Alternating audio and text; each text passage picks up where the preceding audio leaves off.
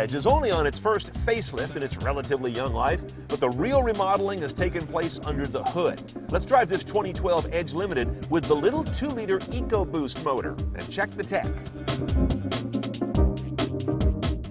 Okay, normally we start these videos inside the car, but the best tech story in this guy is under the hood, because this Edge is a 2.0-liter EcoBoost motor. 2-liter inline-4 sitting side saddle, the kind of engine you expect to find in a very small car like a Focus or something, not in a 2-ton crossover SUV.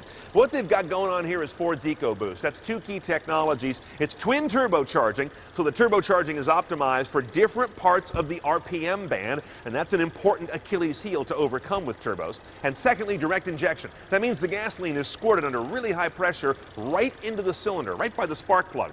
That allows the fuel to be metered precisely, you don't waste any, and to be squirted in there right at the moment the detonation wants to happen, so you're not getting any kind of a sloppy burn. This also allows the fuel to remain cooler, relatively, when it's in the cylinder before detonation. This is important when they design engines because it lets them have a higher compression ratio, the ratio of which the engine, the piston, and the cylinder compress that air and fuel before it explodes. By doing that, you get more power out of the gasoline you use, but the trick is you tend to get spark knock, that detonation sound that a bad engine has. By having the cooler fuel charge, you can get around that. All of this adds up to 240 horsepower, 270 foot-pounds of torque. That's a big torque number out of this little mill. It moves this 4,000-pound beast, which by the way is about the heaviest in its class, up to 60 in about 8.8 seconds. Not bad. We'll see how it is on the road, but the key is the MPG number. They get 30 highway out of this combination. That's psychologically really important when you're marketing a car. 30 is one of those big numbers. 21 city, and as we're going to see, the combined real-world average is quite nice. Let's go inside first. Okay, I know the first thing on your mind is, does this vehicle have the upgraded My Ford Touch that'll shut me up from complaining about how slow and complicated the other version is? The answer is no, so I'm still going to complain a little bit. This is the outgoing generation of My Ford Touch that is just too busy and responds too slowly to touch commands. Ford knows, they've got a new version coming. I've tested it out on the auto show circuit, and it's much crisper. We'll see that in a couple of months. That said, you're also going to notice here a lot of touch controls. This won't be changing. These are the kind of things that you just put your hand over. No button actually moves. They're capacitive, I believe. I'm okay with these. I don't need this kind of convenience on something as simple and positive as climate control. I still like a knob for temperature and maybe another one for the fan. This just seems needlessly delicate for something that doesn't need delicacy. It needs positive feedback and an easy grip. So here's this gearbox that is the only choice on the 2-liter EcoBoost. It's a 6-speed automatic, period. Notice the gate. PRNDL, kind of going back 50 years, right? No paddle shifters, no shiftable section, no shifting rocker on the side. This is a very straightforward automatic transmission. We'll see how it plays out on the road. The key to this engine is what gear you're in. All cars these days seem to be programmed to seek top gear all the time.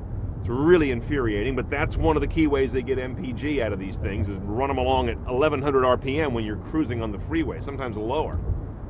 With this engine, because it's small displacement and it's got to spool up to create its power, those top gears can get in the way and make it feel really leaden until it spools up, changes a gear or two, and then off you go. It's not turbo lag so much as it is mode lag.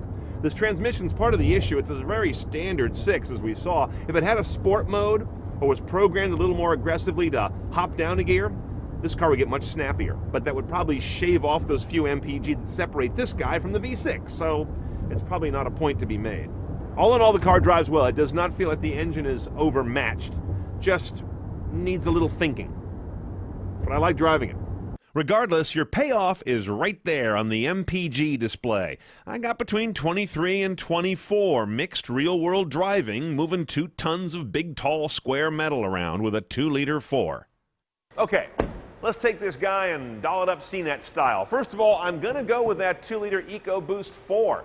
Looks like a pig on paper. As we saw, it drives a lot better than that in real life. The MPG boost over the V6 is not night and day. You're not going to save enough to buy a house with the amount of gas you don't use, but it's an important threshold that it gets to in real world and highway MPG.